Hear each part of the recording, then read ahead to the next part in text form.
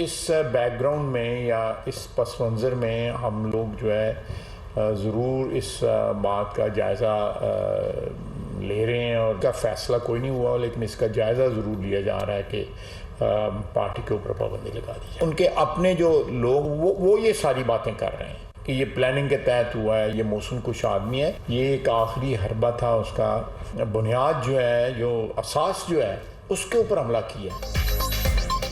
हुकूमत का तहरीक इंसाफ पर पाबंदी लगाने पर गौर, मुख्तलिफ मामलात का जायजा। 9 मई के वाक़यात में मुलव्वस शरपसंद घिनौने मकासद के तहत हमला आवर हुए। गिरफ्तार होने वाले एतराफ़ कर रहे हैं कि जलाओ घेराव की मनसूबाबंदी पहले से की गई थी। अस्करी तनसीबात को निशाना बनाना इमरान खान का आखिरी हरबा था। ऐसे अज़ाइम सिर्फ भारत के हो सकते हैं, किसी और के नहीं।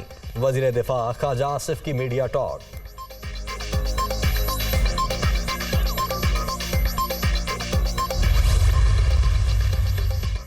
वज़ीर आज़म शहबाज शरीफ की सदारत में विफाकी काबीना का इजलास। मुल्क की सियासी और मुआशी सूरत हाल पर गौर।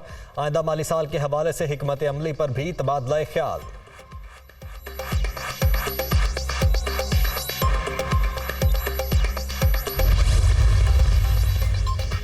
बाजी में जमात इस्लामी पर पाबंदी लगाने की कोशिश भी हुई। उस वक्त सुप्रीम कोर्ट ने कहा था इस तरह किसी पाबंदी नहीं लग सकती। अदालत में तकनीकी बहस जारी। 14 मई को इंतखाबात करवाने के हुक्म पर अमल दरामद नहीं हो सका। बैरिस्टर अली जफर की मीडिया से गुफ्तगू।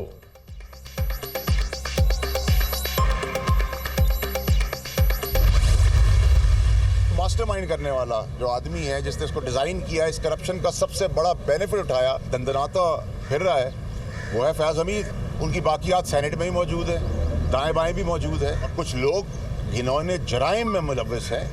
उनकी करप्शन की दास्तान की पहली सीढ़ी मैंने आज रख दी है पाकिस्तानी कौम के आगे। जो इमरान खान साहब ने सिखाया था, और उन्होंने हमेशा कहा था कि उधर खड़े होना जहाँ कोई खड़ा होने को तैयार ना हो। तो मैं तो खड़ा हो गया। खान साहब, आप वो फलसफा सुना के मुझे भूल गए, और आप नए इमरान खान साहब हैं आज वाले।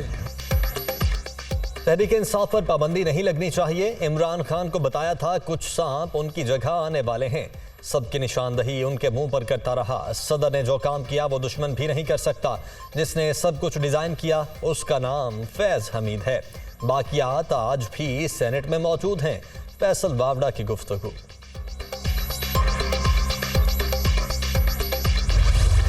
जबरदस्ती जबरी शमूलियतें करवा के आपकी पार्टी को और आपको लीडर बनाने की कोशिश की गई। आप एक चीज भी नहीं गिनवा सकते कि आपने इस मुल्क के लिए कुछ दिया हो। यस, आपने दिया है। मैं बताऊं, आपने इस मुल्क को बदतमीजी का तूफान दिया है, और आप समझ रहे थे कि जी आप वाकई लीडर बन गए। आप लीडर ना थे, ना आप में लीडर वाली कोई क्वालिटी है।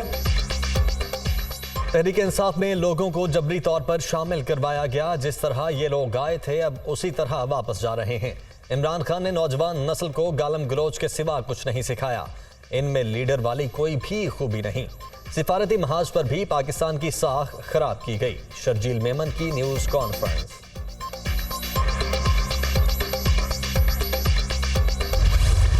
9 मई का वाक़या हुआ है, उसके बाद मैंने फैसला किया है कि मैं इस वाक़े की पुरजोर मजम्मत करता हूँ।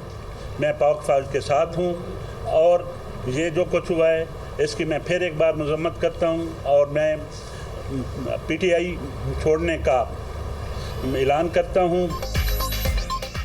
तहरीक इंसाफ को खुदा हाफिज कहने का सिलसिला जारी। सलीम अख्तर लाबर भी पार्टी छोड़ गए। 9 मई के वाक़यात की शदीद मजम्मत। इंतखाबी टिकट भी वापस कर दिया। साबिक रुकने सूबाई असम्बली नादिया शेर ने भी पीटीआई से राहें जुदा कर ली। आज इस प्रेस कॉन्फ्रेंस के जरिए बगैर किसी दबाव और लालच के ऐलान करती हूँ, और दिली इत्मीनान से महसूस कर रही हूँ कि मैं आज ही तहरीक इंसाफ की रुकनियत से मुस्ताफ़ी हो रही हूँ। तहरीक इंसाफ की मजीद विकटें गिरने का इम्कान। जहांगीर तरीन के लाहौर में डेरे, सियासी दफ्तर कायम। मुतअद्दिद रहनुमाओं की मुलाकातें। फॉरवर्ड ब्लॉक सामने आने की तवक्को।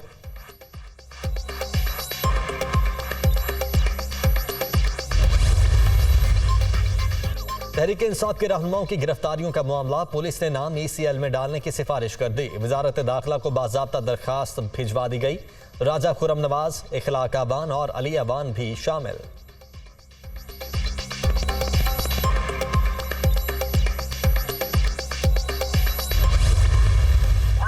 GHQ पहुंचना है, GHQ। ठीक है, निकल आई हूँ क्योंकि मैम कवल निकली हुई है, तो मैं निकल आई हूँ।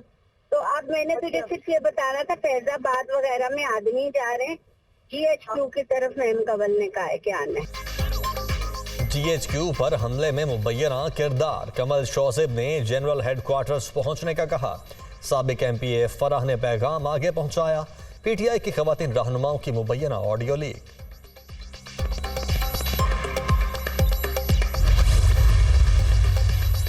जिना हाउस हमला, जलाव, घेराव और तोड़फोड़ का केस। खदीजा शाह 7 रोज के लिए पुलिस के हवाले। ATC का शनाख्त परेड का अमल मुकम्मल करके 30 मई को दोबारा पेश करने का हुक्म।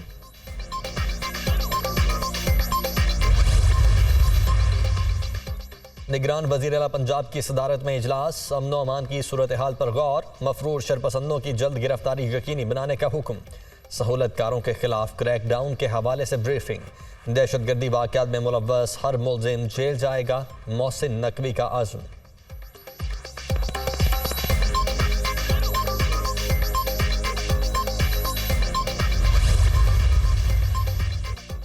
इस्लामाबाद हाई कोर्ट का असद उमर को रिहा करने का हुक्म। PTI रहनुमा के मुकदमात सामने हैं।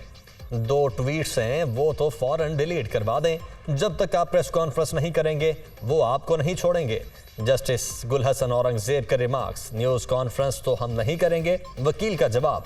अदालत का बयान हल्फी जमा करवाने का हुक्म। खिलाफ वर्जी हुई तो फिर सियासी करियर भूल जाएं। अदालती रिमार्क्स।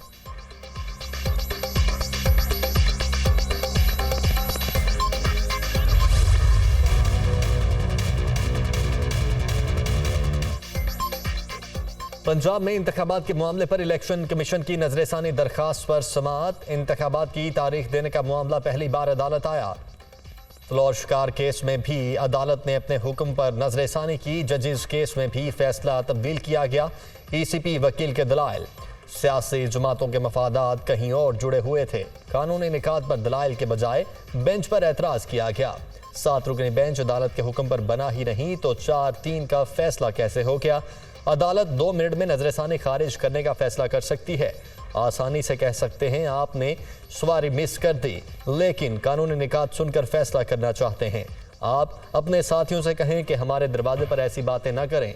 चीफ जस्टिस का अटॉर्नी जनरल से मुकालमा। समाअत कल तक मुलतवी।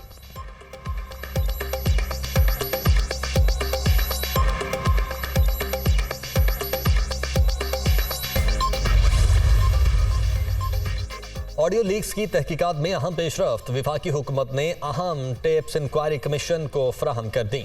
ऑडियोज के साथ मजाज अफसर के दस्तखत से ट्रांसक्रिप्ट भी जमा करवा दिया गया।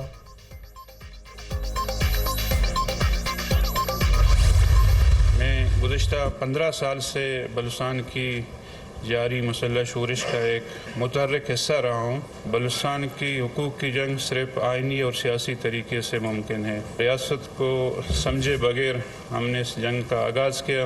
एक तकलीफदेह तजुर्बे के बाद मुझे एहसास हुआ कि मैंने जिस रास्ते का इंतखाब किया था वो रास्ता गलत था, क्योंकि मुसल्लह जंग से बलूचिस्तान के मसाइल हल होने के बजाय मज़ीद गंभीर होते चले जा रहे थे।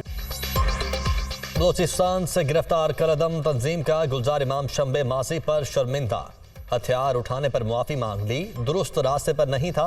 गिरफ्तारी के बाद माजी को परखने का मौका मिला। मसाइल का हल पुरअमन तौर पर ही मुमकिन। सूबे के हुकूक की जंग आइन और कानून के दायरे में रहकर लड़ी जा सकती है। शंबे की तमाम साथियों से कौमी धारे में शामिल होने की अपील।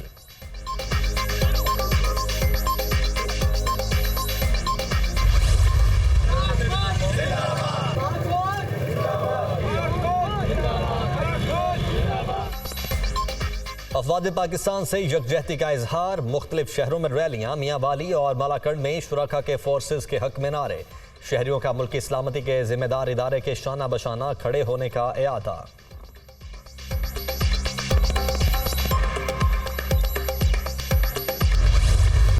चैलेंजेस के बावजूद माशी बेहतरी के लिए दिन रात कोशिशें जारी। पाकिस्तान किसी भी सूरत डिफॉल्ट नहीं करेगा। वजीर खजाना इसहाक डार का तकरीब से खिताब।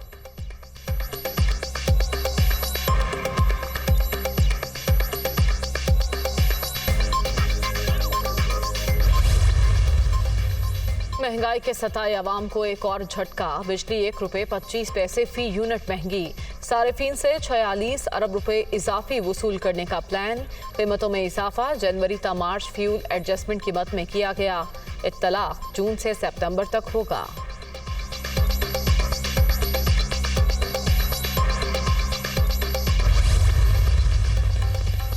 मेयर कराची का इंतखाब 15 जून को होगा। इलेक्शन कमीशन ने डिप्टी मेयर, चेयरमैन और वाइस चेयरमैन की सीटों पर इंतखाब का शेड्यूल भी जारी कर दिया। कागजात नामजदगी 9 और 10 जून को जमा होंगे। जांच पड़ताल 11 जून को की जाएगी।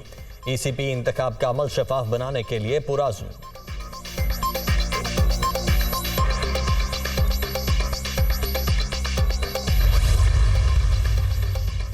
ईरान और इंडोनेशिया मकामी करेंसियों में तिजारत पर मुत्तफिक। दोनों ममालिक का अपनी करेंसी के जरिए अदायगियों के फ़रोग़ का अज़्म।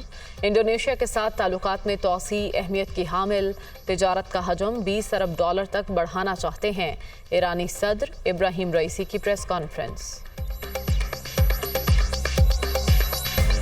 और बरजस्ता जुमलों और मुनफरिद अदाकारी के जरिए करोड़ों दिलों पर राज करने वाले रंगीला को मद्दाहों से बिछड़े 18 बरस बीत गए। बतौर अदाकार, गुलूकार और हिदायतकार सलाहियतों का लोहा मनवाने वाले सईद खान को प्राइड ऑफ परफॉर्मेंस से भी नवाजा गया।